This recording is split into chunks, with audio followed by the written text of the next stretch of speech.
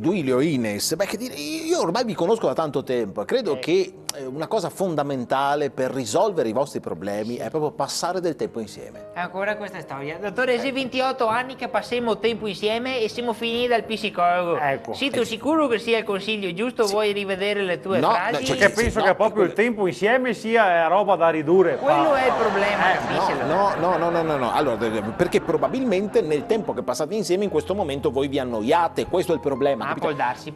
Dovete fare delle cose diverse, insomma, qualche sport, vi piace lo Sport? sport? Sport!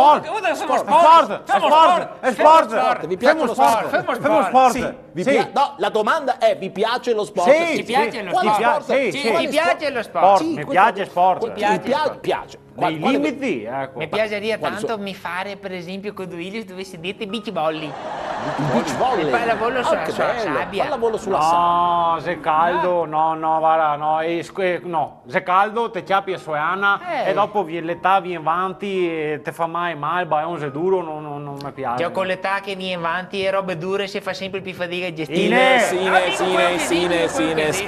Famo nuoto, Nuoto, vabbè. bello, In realtà non sta Andiamo in neanche a piscina. dirlo per scherzo, andiamo in piscina a nuoto. Perché quale Cosa motivo? capi? Io che abbiamo fatto anni fa a nuoto, e roba di sera andavamo. Dopo tornaimo a casa e il signorino gli era stufo, muoveva la borsa con roba del moto in garage, no? Sì. E si ricordava il roba dopo, diceva, Ine, dove mi hai messo il savate, il cappatoio, il costume? E se non trovavo? Insieme io dove avuto che fosse dentro la borsa che te sei in garage una settimana, non ti sei mica un puteo che avevo niente di io da fare a borsa.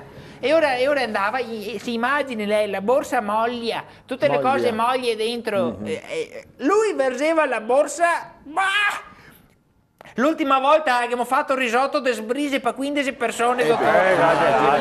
Esagerata. Però invece lei, signor Duilio, ad esempio, qual è lo sport che le piacerebbe fare?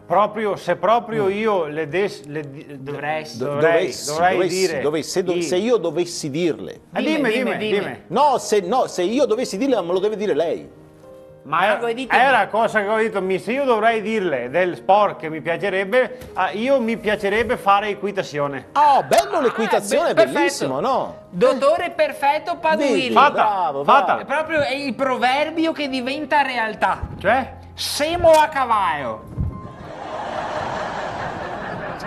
Semo, A cavallo. certo.